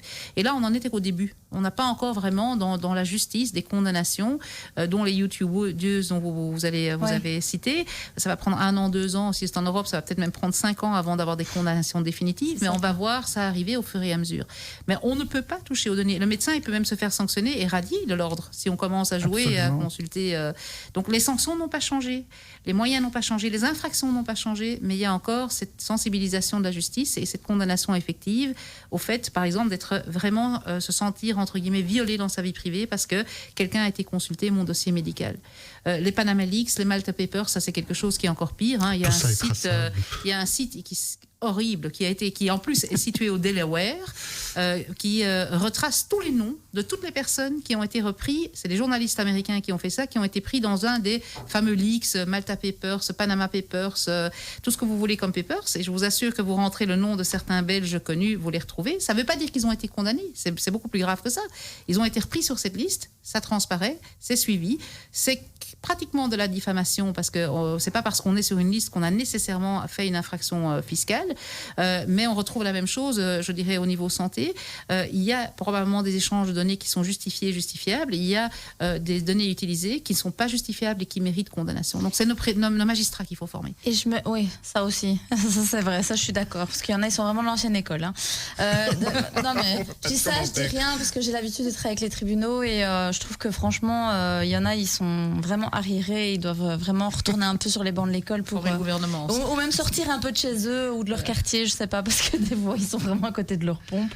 Ça c'est un petit message à part, mais Monsieur Scanu, moi les gens donc qui ont des échanges sur votre plateforme, mais voilà, parfois, ils vont donner des informations personnelles sur et comment on sait que c'est sécurisé, justement, comment on sait que est-ce qu'ils ont confiance aux autres utilisateurs, est-ce qu'il y a une charte, par exemple? Mais je pense que la réussite d'un projet, le premier point, c'est la confiance qu'il y a entre l'utilisateur et celui qui crée l'outil. Nous, on a beaucoup travaillé là-dessus. Ouais. Ça a pris un temps. Mais s'il y en a qui exagèrent, ça, vous pouvez les rappeler à l'ordre. Il y a une charte. Nous avons expulsé des gens. Et très clairement, nous disons aux gens que quand il y a une alerte, s'ils récidivent, qu'on poursuivra.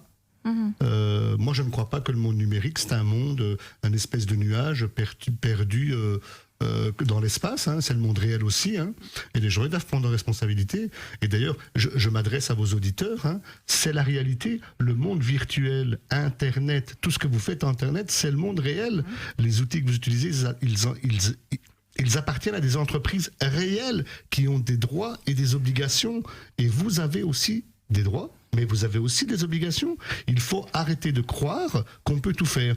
Allez, prenons un exemple concret en dehors de la santé.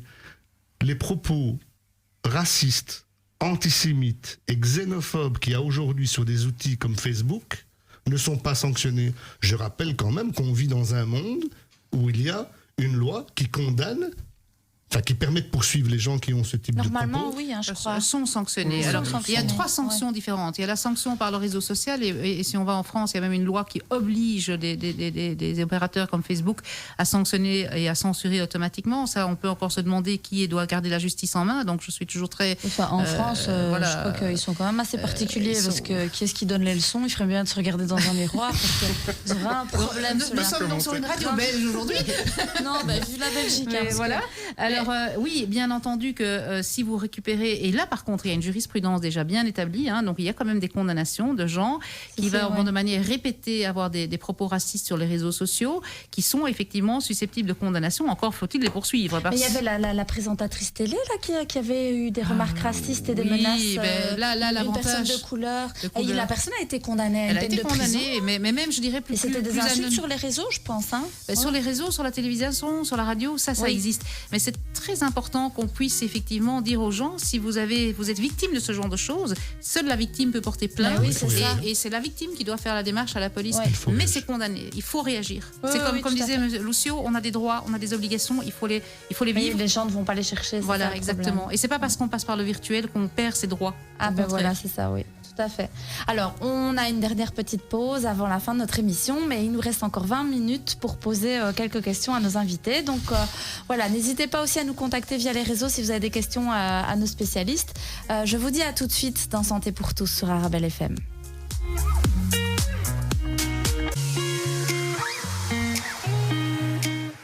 Voilà, toute dernière ligne droite pour notre émission sur la digitalisation. J'ai appris plein de choses, je ne sais pas vous, mais moi j'ai appris plein de choses aujourd'hui. C'était hyper intéressant comme émission. J'avais envie de reposer quelques questions aussi au Dr Ward. Est-ce que l'outil digital est un levier à l'humanisation de la médecine ou au contraire, elle déshumanise la médecine ? Question. On a fait plein de petites questions pièges quand même. Donc, tout à fait, à double tranchant. Qu'est-ce que nous, on peut espérer en tant que soignants de l'outil digital, c'est d'être au support de nos soins et de nous faciliter notre travail au quotidien, de nous offrir plus de temps à nos patients, comme Lucio dit, pour parler de tout et de rien et de ne pas devoir courir au quotidien parce qu'on a de longues listes d'attente, on veut aider les gens le plus rapidement que possible et donc pour nous, ça doit être un levier pour plus d'humanisation. Oui, donc c'est plus dans un côté souhait. Positif. Et puis donner envie aux gens de venir consulter. C'est comme ça que vous l'abordez. C'est marrant parce que c'est exactement ce que disait Thierry Geertz, qui est donc le directeur général de Google, avec qui j'ai eu la chance de faire un débat il y a une quinzaine de jours, en disant l'outil digital, c'est avant tout un outil d'humanisation, s'il est bien utilisé. Et donc tu rejoins quelque part dans tes conclusions quelqu'un qui est quand même issu du monde de l'entreprise. Et si vous allez voir le monde financier, ils auront probablement le même débat. Reste à savoir si les patients ont la même perception. Oui, alors moi, Monsieur Scanu, j'avais envie de vous dire comment vous imaginez la plateforme StentCare dans quelques années. Quelles sont les perspectives futures que vous envisagez pour le site alors ? Voilà, nous on est en ligne depuis 2 ans. Et donc j'avais, comme tout entrepreneur, un agenda de développement. Et en fait, l'année qui vient de passer, vient de nous faire gagner 3 ans. Oui. Donc c'est-à-dire qu'on est déjà en train de mettre les pieds dans des domaines qu'on n'imaginait même pas pouvoir pénétrer. Parce qu'en fin de compte, et c'est la réalité objective, nous sommes des patients. Évidemment, c'est une entreprise, mais nous sommes des patients. Et donc, nous, on n'a pas de tabou en termes de données. Et on n'a pas de restrictions en termes de données. Parce que le monde qui m'entoure, c'est un monde qui calque son modèle économique sur sa réalité. Je m'explique. Un pharmacien, il ne va pouvoir donner comme données que les informations qui circulent dans son officine. Les produits OTC, les produits cosmétiques. Et nous, on est en train de se rendre compte que quand on regarde la carte des données globales d'un patient, et quand on dit global, c'est des données médicales, mais aussi des données environnementales, sociales, socioculturelles. On est un acteur qui parvenons à centraliser approximativement aujourd'hui 80% des données qui touchent le patient. Il reste un gap de 20% qui sont des données qui sont liées à la biologie clinique, ou ce genre de choses, mais il suffirait de développer des outils supplémentaires pour poser des questions aux utilisateurs et on les aurait. Donc je me rends compte qu'on n'a pas de limite dans ce qu'on peut récolter en transparence avec les utilisateurs, et aujourd'hui nous n'exploitons pas ces données.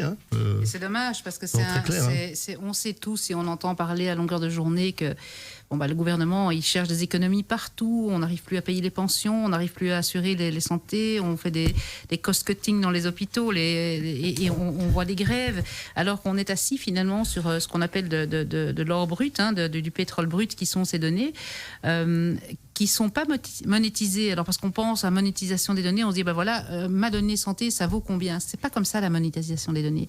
C'est le fait de vraiment se dire si on utilise ces données, où est la plus-value pour la collectivité à un moment donné? Vous pensez qu'il y aurait un gain économique? Ah oui, certainement. La digitalisation. Certainement. Ça, on est tous d'accord, que ce soit des patients, des médecins, des économistes.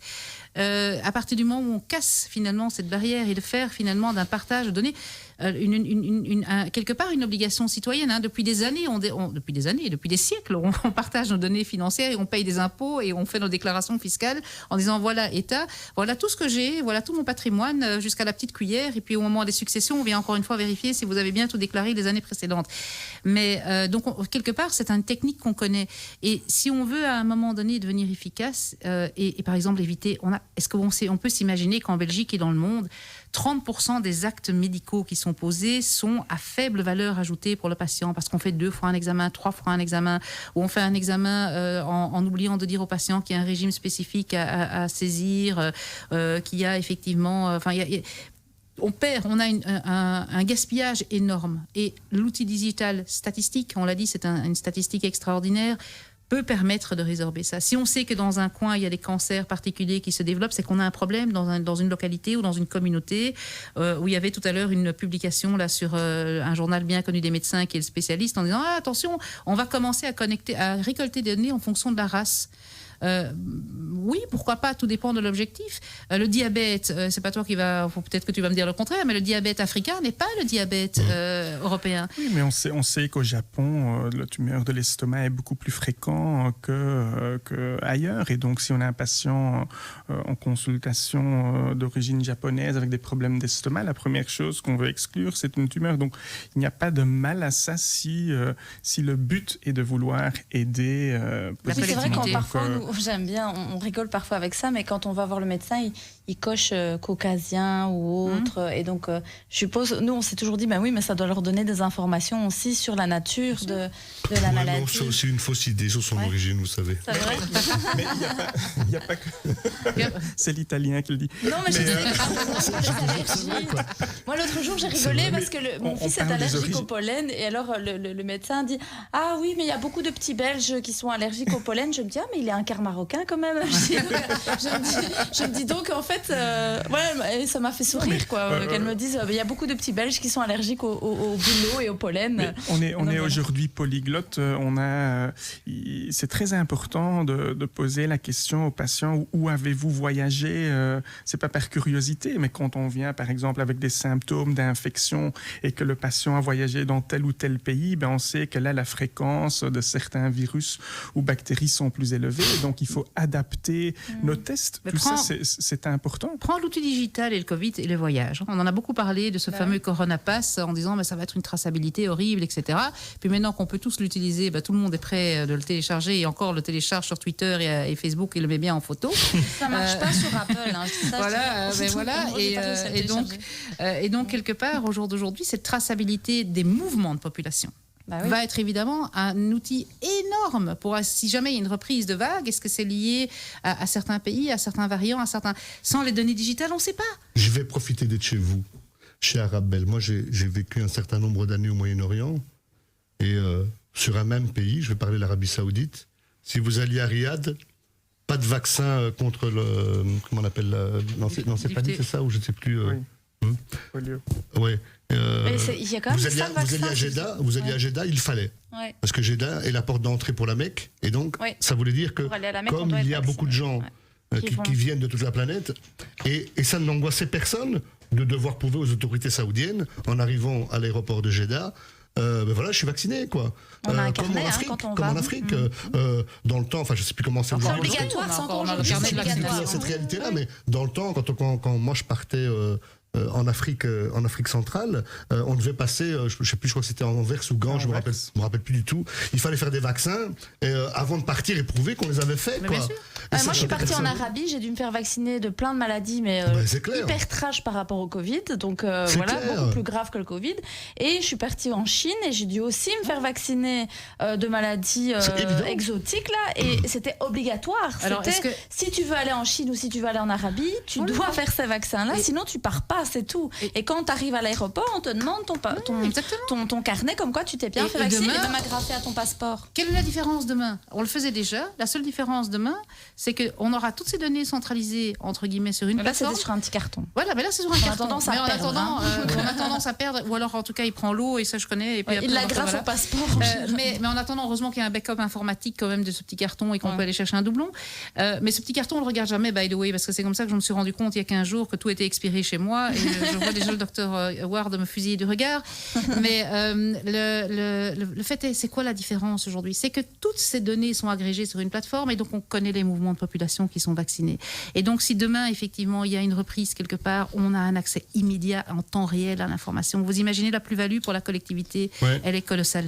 Oui, surtout Et si on peut avoir accès, voilà, par exemple, si on doit prouver qu'on est vacciné, on peut aller chercher le papier Ça, directement. c'est individuel. La collectivité, c'est parce qu'on doit penser collectif. On n'a plus d'argent au niveau de la collectivité. On donne des impôts, on ne sait pas comment nos impôts sont attribués. On perd beaucoup d'argent. Ici, on a une plus-value immédiate sur la collectivité. Et croyez-moi que la collectivité, ou plutôt l'ordinateur qui analyse, se fiche pas mal de savoir que c'est Lucio Scano, ou Carolinas, ou Sam Ward, ou même vous-même qui êtes vacciné. Eux, ce qui les intéresse, c'est de savoir quelle tranche de population, pour quel endroit a été vacciné avec quoi, pour voir si oui ou non il y a des interactions. Et ça facilite la vie. Allez, vous me dites, je suis déjà allé en Arabie. Ouais. Mais, enfin, je sais pas vous, mais moi je l'ai vécu. La psychose de perdre mes documents, quoi. Ouais. Surtout là-bas. D'accord. Donc, vous vous faites contrôler par la police religieuse de l'Ottawa. On vous demande les docs. Vous n'avez pas vos documents. C'est le gros flip, quoi. Ouais, alors moi je vous dis même pas. En plus avec mon nom de belge, là j'ai dû aller chercher une attestation pour dire que j'étais musulmane. Enfin tout le bazar. Si je perds mon attestation, je dis mais ils vont pas me laisser rentrer. Mais c'est clair. Et donc on est. on va arriver parce que le jour où vous perdez, parce que le jour où vous perdez ça, vous êtes dans les mêmes ennuis.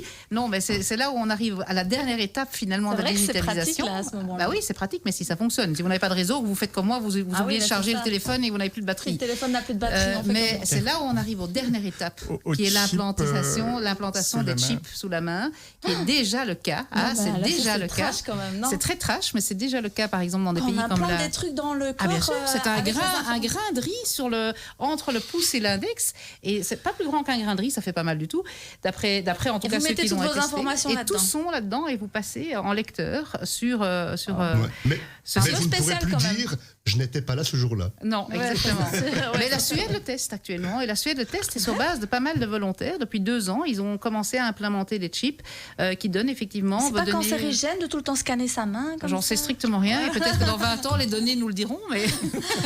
Ceux qui auront essayé en Suède, ils nous le diront aussi dans 20 ans. Mais voilà, mais c'est vrai que là, au moins, à moins qu'on vous ouvre la main... J'ai l'impression que c'est comme si on nous met une puce là, et savoir où on va et ce qu'on fait. Ça, c'est la dérive ultime du contrôle comportemental. Mais parce qu'ici on peut à la limite fermer son GSM, comme dirait ma fille, je laisse mon GSM à la maison, comme ça au moins tu ne me trouves pas, parce que ça reste effectivement une limite à l'outil digital, c'est que ceci se perd aussi, se casse, se vide. Vous ne savez pas quand vous le perdez qui va tomber sur votre GSM, comment ils vont télécharger les données, aussi, on le vole, et personnellement moi ma hantise c'est autant de perdre mon document que de casser ou de perdre mon GSM. Je me dis toujours ma vie est là-dedans, et à la limite je préfère encore l'avoir à l'intérieur que de l'avoir là, parce que finalement si c'est quand même pour transporter ces données digitales, autant l'avoir avec soi, quoi. Ouais, moi j'aurais quand même du mal au fait qu'on me localise, quoi. J'aime bien aller un peu partout dans le monde sans qu'on sache où je suis, quoi. Avec ça, on le sait, hein. Oui. Même fermé. Ouais, même fermé. Même fermé. Ah bah oui, hein. Même en mode avion, parce que moi des fois je le mets en mode avion comme ça. Alors, ça dépend des logiciels, mais même fermé, même ici, on sait très bien qu'on sommes à 4 autour de la radio. Oui, bien mais sûr. tout le monde s'en fiche. Et c'est ça ce qui est magnifique dans un monde de digitalisation. Quand on s'en fiche, ça dépend. Hein. Quand il faut vous surveiller quand même. Oui, alors imaginons, il y a un meurtrier à Rabel aujourd'hui. Il faut prouver qu'on est là. Tant mieux. On nous aura prouvé, on facilitera le travail du juge d'instruction qui après n'a pas de réaction. Mais dites-vous bien qu'on est 7,7 milliards d'individus sur Terre, qu'on produit en gros 10 fois plus de données à la seconde. Donc très honnêtement, faire du phishing pour une attaque individuelle, j'y crois pas trop. Ça va arriver, il y aura des dérives de temps en temps, mais ça va pas représenter la majorité. Parce qu'il y a des gens qui ont quand même des problèmes de santé mentale aussi et qui, voilà. Non, mais au-delà de ça, moi je suis pas trop du même avis que Caroline, parce qu'il y a des gens de par leurs convictions politiques, c'est ça. leur position syndicale, leur origine ethnique, leur foi, seront plus regardés que les autres, parce que vous disiez, moi je veux voyager librement, et quand vous prenez l'avion pour partir, il y a quelqu'un à la NSA qui se dit, tiens, il y a Virginie qui prend l'avion ce matin. Et qui va en Arabie Saoudite. Donc voilà. Non, mais clairement, je veux dire, d'office, il y a des gens qui sont plus surveillés que d'autres. Donc, et moi qui suis d'origine italienne et qui suis de confession chrétienne, moi j'ai été un jour sollicité par... en France, puisque je travaille beaucoup avec la France, par les renseignements généraux, j'ai dû expliquer dans leur bureau pourquoi j'allais 2 fois par semaine à Riyad et que je revenais de Riyad, quoi. Alors que j'avertissais personne, si ce n'est le consulat de Riyad, où j'avais les accords pour un visa business et pas un visa famille religieux, quoi. Mais c'était lié au digital ou lié simplement par ton billet d'avion? À l'époque, on n'avait pas de téléphone portable. C'est pas nouveau. Même ça, l'appareil photo. Moi, j'ai connu l'époque où tu pouvais pas rentrer dans certains pays du Moyen-Orient. Oui, tu peux pas faire des photos. Avec des photos, c'était dingue, quoi. Aujourd'hui, c'est plus... Ça va mieux. Moi, j'ai fait un selfie devant la Mecque, je dis franchement. Avec mes enfants, on était à touche, vas-y. C'est pas le but quand vous faites le pèlerinage, mais moi, c'était un trop beau souvenir. Il fallait que je fasse une belle photo. Donc, après, chacun son truc, mais je veux dire, aujourd'hui, on peut faire des photos. Il y a toujours quelqu'un dans le monde qui peut s'intéresser à vos données. Mais voilà, c'est ça. Et c'est pour ça que moi, ça me dérange un peu cette histoire de puce. Mais après, à voir, quoi. Parce que c'est vrai que finalement, on le transporte avec nous partout dans le téléphone. Donc... Mais de là à m'injecter un truc dans mon corps, je sais pas. Si ça peut vous rassurer, c'est pas le but pour le moment chez la plupart, mais c'est testé et c'est important de savoir que c'est déjà testé. Ça existe, quoi. Et que donc ça peut se généraliser. Est-ce qu'on pourrait, que vous pourriez chacun donner un petit conseil à nos auditeurs par rapport à ce sujet-là ou même par rapport à ce que vous faites au quotidien avec eux? En un mot, soyez conscient quand vous utilisez l'outil. Ah, voilà, sachez ce que vous faites. Et n'hésitez pas à poser des questions. Ouais. Ok. Oui, je veux dire la même chose, poser des questions. Donc allez vous informer, en fait. L'idée, et surtout, c'est de s'informer. N'oubliez pas que le monde virtuel et le monde réel, ce sont les mêmes règles de droit. Ah oui, voilà. Tout à fait. Dr Ward? Le partage de données, certes, il y a des craintes, mais c'est quand même un levier et, comme Caroline disait, peut-être même une mine d'or pour pouvoir financer pas mal tout d'abord les nouvelles technologies, mais aussi des soins dont nos patients ont besoin. Donc nous, on a besoin de cette injection de capital dans le soin de santé parce que, voilà. Ça ne va pas venir du gouvernement et les Belges n'ont pas envie de payer plus de taxes. Donc voilà. D'accord. Écoutez, en tout cas, je vous remercie. C'était une chouette émission. J'ai appris plein de choses. J'espère que nos auditeurs aussi. Merci. Chers auditeurs, vous pouvez retrouver le podcast de cette émission sur la chaîne YouTube de l'Espace Santé Famille. La semaine prochaine, on va parler du soleil, on va parler de la dermatologie, de la radiologie, en tout cas des cancers de la peau, si vous ne vous protégez pas bien. Et donc, restez avec nous dans Santé pour tous les samedis de 14 à 16h, sauf que samedi prochain, c'est quand même notre dernière émission de la saison. On se reverra de toute façon au mois de septembre. À très bientôt et merci à nos invités d'avoir été avec nous.